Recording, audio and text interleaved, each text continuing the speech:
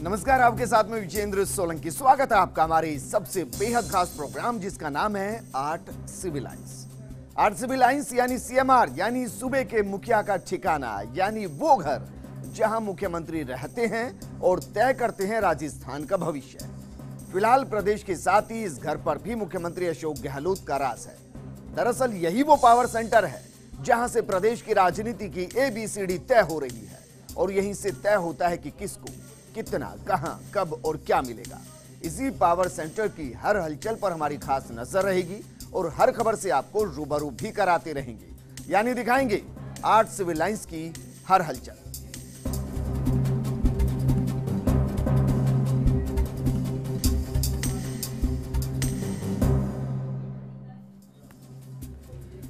मुख्यमंत्री अशोक गहलोत को 1 महीना हो गया। 1 महीने पहले आज ही की तारीख में मुख्यमंत्री अशोक गहलोत ने शपथ ली थी, राजस्थान की जिम्मेदारी संभाली थी और 5 सालों के लिए राजस्थान के विकास का रोड मैप तैयार करते हुए सबसे पहले जो काम किया था वो ये कि घोषणा पत्र को उन्होंने सरकारी दस्तावेज घोषित कर दिया था। यानी राजस्थान विधानसभा चुनाव जीतने और सरकार बनाने के बाद अब हम आपको बता रहे हैं कि मुख्यमंत्री अशोक गहलोत का अगला टारगेट क्या है, और ये टारगेट है मिशन 25। जी हां, लोकसभा चुनाव में सभी 25 सीटें जीतना। इसी टारगेट को पूरा करने के लिए मुख्यमंत्री अशोक गहलोत लगातार आर्ट सिविल लाइन्स से बैठकें ले रहे हैं। 3 दिन में 14 सीटों को लेकर मंथन हो चुका है। मकसद साफ है कि हर सीट पर यह तय किया जाए कि आखिर वहां के मुद्दे क्या हैं। अगर कांग्रेस से नाराजगी है तो उस नाराजगी को दूर कैसे किया जाए, बीजेपी की उस सीट पर कमियां क्या हैं और उन कमियों को किस तरीके से कांग्रेस अपने पक्ष में रखे ताकि जब उम्मीदवार को उतारा जाए तो वो उम्मीदवार जिताऊ उम्मीदवार रहे। क्योंकि राहुल गांधी के भी यहां निर्देश हैं कि स्थानीय नेताओं और कार्यकर्ताओं के चर्चा के बाद प्रत्याशी का नाम फाइनल किया जाए, यानी कि पहले ग्राउंड रिपोर्ट तैयार की जाए और उस ग्राउंड रिपोर्ट के आधार पर लोकसभा के टिकटों का वितरण किया जाए। और इसके लिए खुद मुख्यमंत्री अशोक गहलोत ने अपने कंधे पर जिम्मेदारी उठा ली है।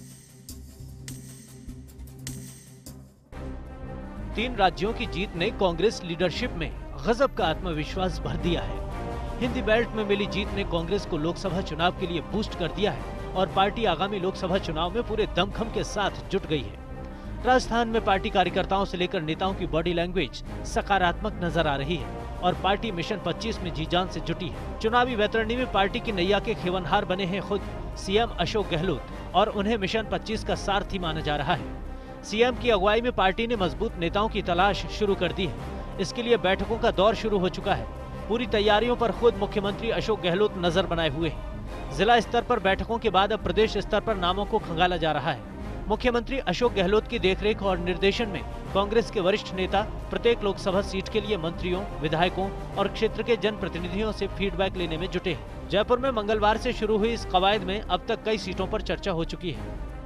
8 सिविल लाइन्स में बैठकों का दौर जारी है। 3 दिन में 14 लोकसभा सीटों पर मंथन किया गया है। श्रीगंगानगर, हनुमानगढ़, बीकानेर, चूरू और झुंझुनू सीट पर चर्चा हुई है। बाड़मेर, जैसलमेर, जोधपुर, पाली, जयपुर शहर, जयपुर ग्रामीण पर भी चर्चा हुई है।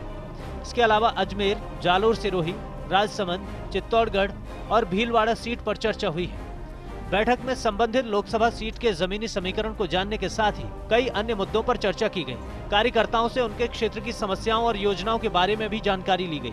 इसके अलावा प्रभारी से भी फीडबैक लिया जा रहा है। मुख्यमंत्री अशोक गहलोत का लक्ष्य पार्टी को सभी 25 सीटें जिताने का है। कांग्रेस सूत्रों के अनुसार राष्ट्रीय अध्यक्ष राहुल गांधी ने लोकसभा चुनाव के लिए प्रदेश कांग्रेस को अपना रिपोर्ट कार्ड 25 जनवरी तक AICC को भेजने के निर्देश दिए हैं। राहुल ने यह भी कहा है कि रिपोर्ट तैयार करने में ब्लॉक स्तर तक के नेताओं और कार्यकर्ताओं की राय को तवज्जो दी जाए। पार्टी अध्यक्ष की मंशा को 100% पूरा करने के लिए खुद मुख्यमंत्री अशोक गहलोत इस पूरी प्रक्रिया पर नजर बनाए हुए हैं।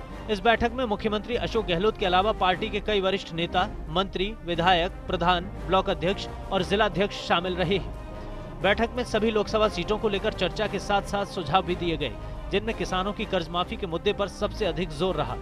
किसानों की कर्ज माफी में डिफॉल्टर को लाभ देने का ऐलान हुआ है, उसमें अन्य किसानों को शामिल करने की मांग उठी। इसके अलावा पिछली सरकार में जिन योजनाओं को बंद किया गया उन्हें फिर से शुरू करने की मांग की गई। चिकित्सा, बिजली, सड़क जैसे मुद्दों को लेकर पार्टी कार्यकर्ताओं ने अपनी मांगे रखी।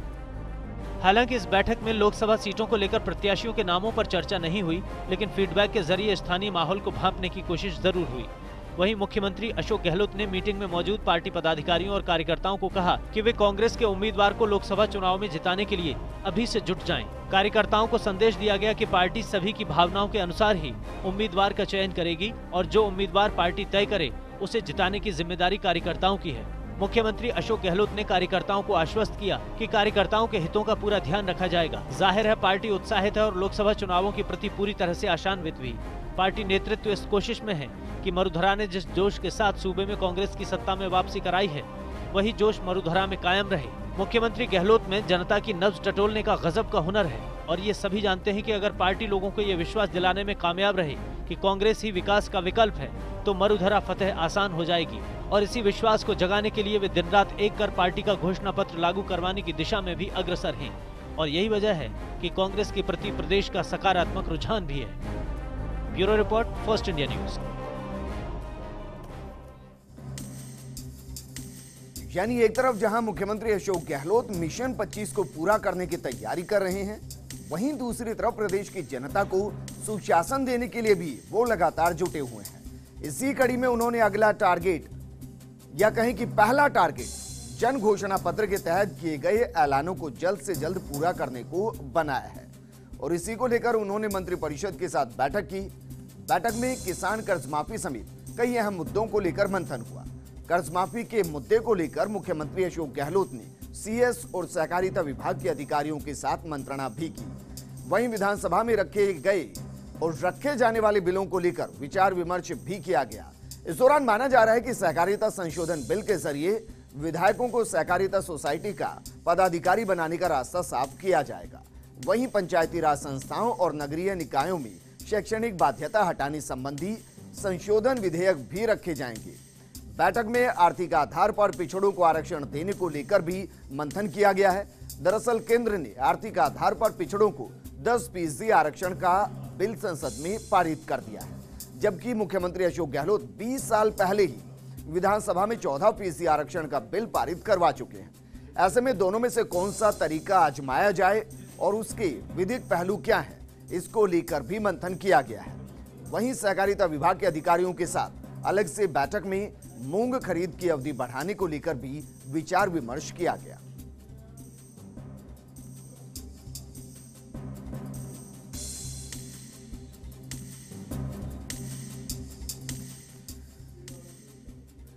तो मुख्यमंत्री अशोक गहलोत लगातार मंत्रणा करने में लगे हुए और वो मंत्रणा हर स्तर पर है, पार्टी के स्तर पर भी, सरकार के स्तर पर भी, जनता के स्तर पर भी, किसानों के स्तर पर भी, और इन सब के बीच में जो आरक्षण का पेच फंसा है उसको लेकर भी, यानी कि हर समस्या के समाधान के लिए मुख्यमंत्री अशोक गहलोत दिन रात काम कर रहे हैं।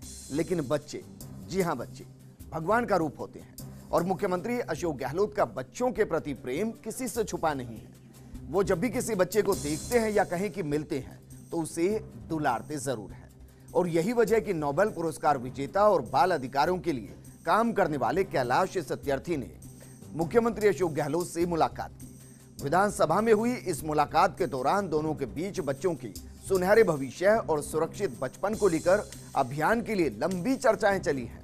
इस दौरान सत्यार्थी ने कहा कि राजस्थान एक बाल मित्र प्रदेश बने, इसके लिए बाल अपराधों पर लगाम लगानी होगी। वहीं बाल मजदूरी और बाल विवाह पर भी पूरी तरह से पूर्ण विराम लगाना होगा, जिसके लिए मुख्यमंत्री अशोक गहलोत भी गंभीर नजर आए। उन्होंने कैलाश सत्यार्थी को इस अभियान में हर संभव मदद देने का भरोसा भी दिया और उस दौरान की कुछ तस्वीरें हम आपके साथ साझा यहां पर कर रहे हैं। तस्वीरों के जरिए आपको ये बेहतर समझ में आ रहा होगा कि मुख्यमंत्री अशोक गहलोत जब भी किसी से मिलते हैं तो उनके दिल में उतर जाते हैं, उनकी समस्याओं को सुनते हैं और हर किसी को यह आश्वासन देते हैं कि जिस समस्या के समाधान के लिए वो उनके वहां पर पहुंचे हैं, उस समस्या को पूरे तरीके से हरने की वो पूरी कोशिश करेंगे।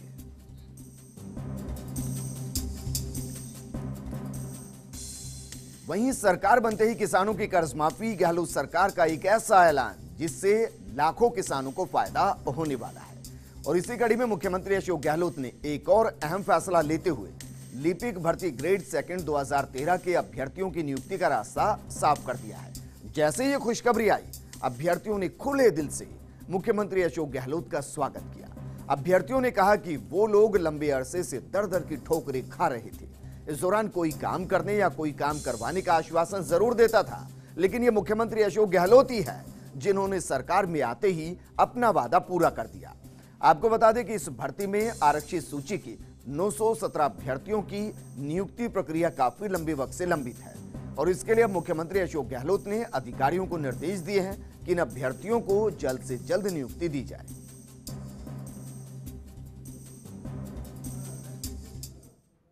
देखो, एलडीसी 2013 के जो पिकअप लिस्ट के 917 अभ्यर्थी थे वो दर की ठोकरें खा रहे थे और इसमें एक अधिकारी जानबूझ के इस फाइल को लटका रहा था। लेकिन सबसे अच्छी बात निकल के आई कि मुख्यमंत्री जी ने इस फाइल को खुद ने मंगवाया और उसमें सहमति दी और 917 अभ्यर्थियों को खुशियां आने का मौका दिया। तो मैं धन्यवाद देना चाहूँगा मुख्यमंत्री मोदी जी को, जो उन्होंने खुद ने इसमें रुचि दिखाई और स्वीकृति दे दी। तो कल या मेरे हिसाब से कल या परसों उनके ज्वाइनिंग का आदेश हो जाएंगे और उनको ज्वाइनिंग मिल जाएगी। तो मुख्यमंत्री जी की ये सबसे बड़ा 917 अभ्यर्थियों को खुशी का तोहफा दिया है। मैं धन्यवाद देना चाहूँगा मुख्यमंत्री मोदी जी को।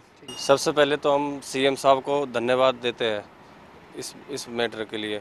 बहुत दिनों से हम 2013 की भर्ती है, 5 साल हो गए हमको, बहुत परेशान थे हम। 917 पोस्ट जो कि हमारी पिकअप पड़ी थी वो, तो उसके लिए सबसे हम बहुत खुशी की बात है। जैसे ही नई सरकार आई है तुरंत इसमें एक्शन लिया है, तो बहुत बहुत धन्यवाद देना चाहता हूँ मैं। तो सबसे पहले हम गहलोत साहब को बधाई देना चाह रहे हैं। उन्होंने हमारा काम किया है। हम पिछले 5 सालों से दर की ठोकरें खा रहे थे। कभी हम सचिवालय के चक्कर काटते थे, कभी कहीं किसी मंत्री से मिलते थे। हमें आश्वासन के अलावा कुछ भी नहीं मिला पिछले 5 सालों में और सरकार बनते ही हमारा काम होने जा रहा है। इससे बड़ी खुशी हमारे लिए कुछ नहीं है। मुख्यमंत्री जी को बहुत बहुत धन्यवाद देना चाहता हूँ।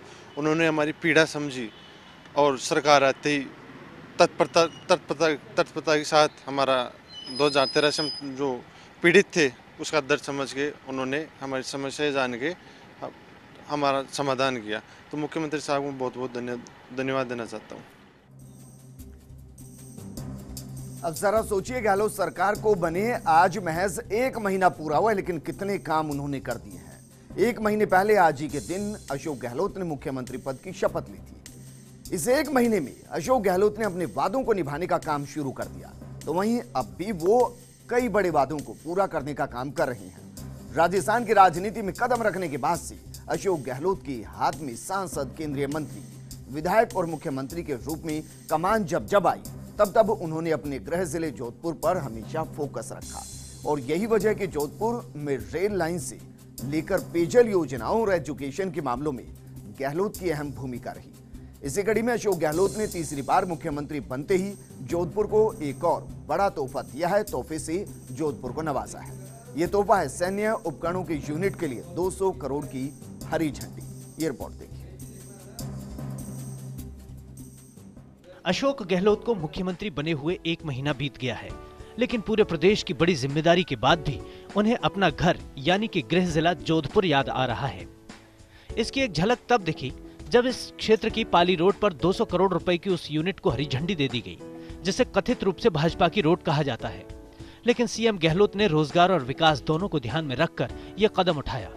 वहीं उन्होंने रक्षा क्षेत्र में देश की सबसे प्रतिष्ठित सार्वजनिक क्षेत्र की कंपनी भारत इलेक्ट्रॉनिक्स लिमिटेड यानी BEL को कांकड़ी में मेंटेनेंस, रिपेयर और ओवरहॉल यूनिट स्थापित करने के लिए करीब 6 एकड़ जमीन आवंटित की है। इस प्रोजेक्ट में 200 करोड़ रुपए से ज्यादा का निवेश होगा और जोधपुर में इस निवेश के साथ ही करीब 400 लोगों को रोजगार भी मिलेगा। वहीं रीको के MD गौरव गोयल ने बताया कि सीएम के निर्देश पर इस प्रोजेक्ट से रोजगार के अवसर भी बढ़ेंगे और जोधपुर में निवेश भी होगा।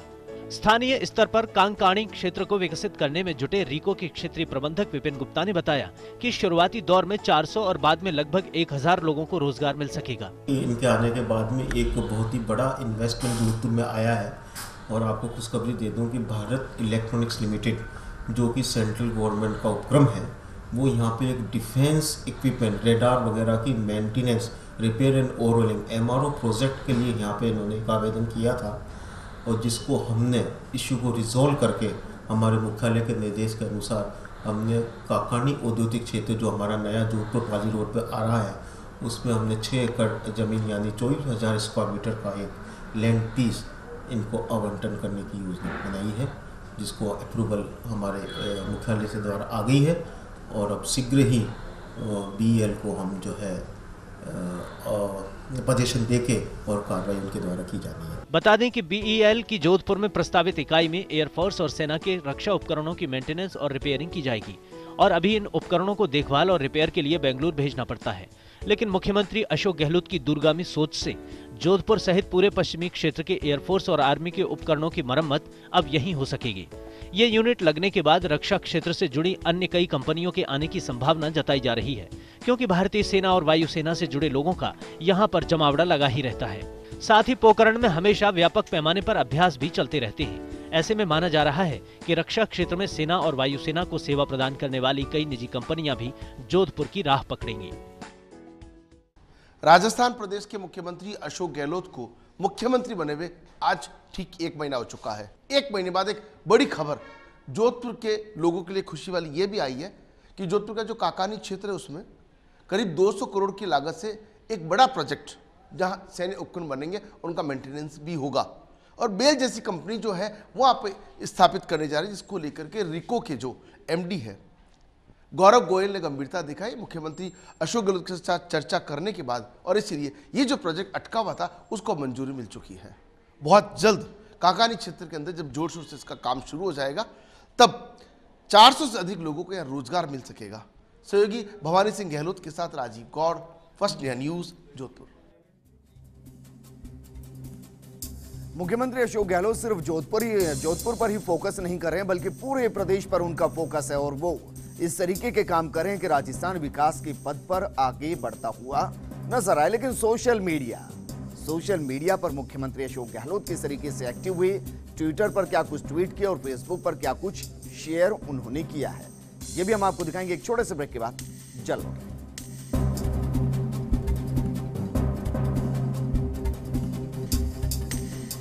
आज सिविल लाइंस में ब्रेक के बाद आपका स्वागत है। ब्रेक से पहले हमने आपको दिखाया मुख्यमंत्री अशोक गहलोत आज किस तरीके से दिन भर सक्रिय नजर आए, लेकिन ट्विटर और फेसबुक यानी कि सोशल मीडिया पर मुख्यमंत्री अशोक गहलोत किस तरीके से एक्टिव नजर आए, क्या कुछ उन्होंने ट्वीट की हैं। शुरुआत ट्विटर से करते हैं। ट्विटर पर जब हम मुख्यमंत्री के वॉल पर जाते हैं तो सबसे ऊपर लिपिक भर्ती ग्रेड 2013 में आरक्षित सूची के 917 अभ्यर्थियों की नियुक्ति प्रक्रिया कई माह से लंबित है। यह प्रकरण जैसे ही मेरी जानकारी में लाया गया, इन युवाओं को तत्काल राहत प्रदान करने हेतु संबंधित अधिकारियों को निर्देश दिए गए। अभ्यर्थियों को जल्द नियुक्ति मिलेगी। 4 घंटे पहले यह ट्वीट यहां पर किया गया और 4 घंटे में रिएक्शन जरा देखिए। 2700 लोगों ने इसको लाइक किया है, 602 बार इसको रिट्वीट किया गया है।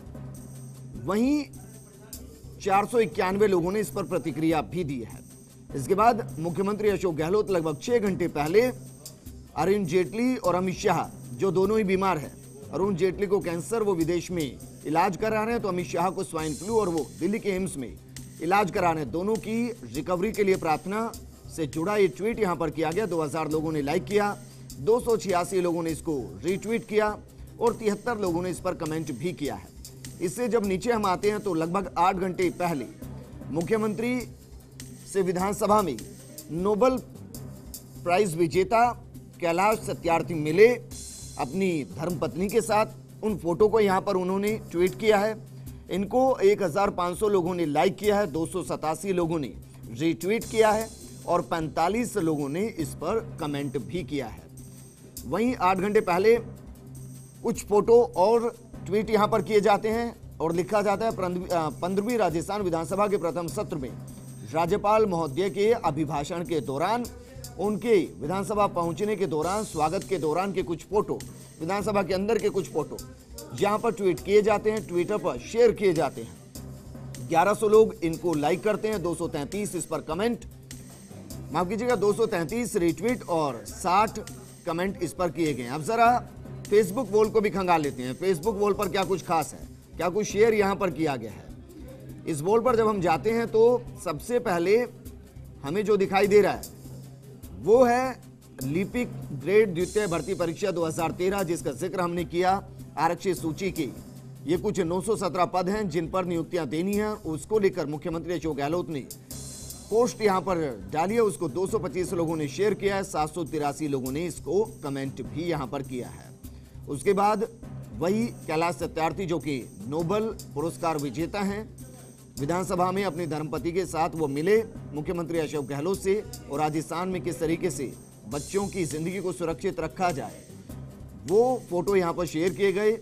636 लोगों ने इन फोटो को शेयर किया है, इस पोस्ट को शेयर किया है और 104 लोगों ने इस पर कमेंट भी किए हैं।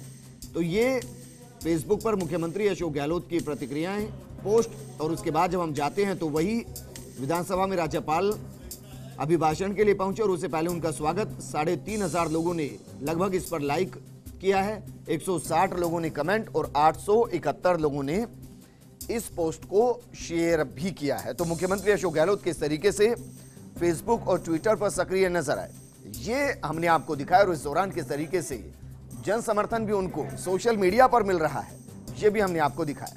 लेकिन चलते चलते जैसे कि हम आपको छोड़कर चलते हैं, गाने के साथ छोड़कर जा रहे हैं जिसके दिल में मुख्यमंत्री अशोक गहलोत है। नमस्कार।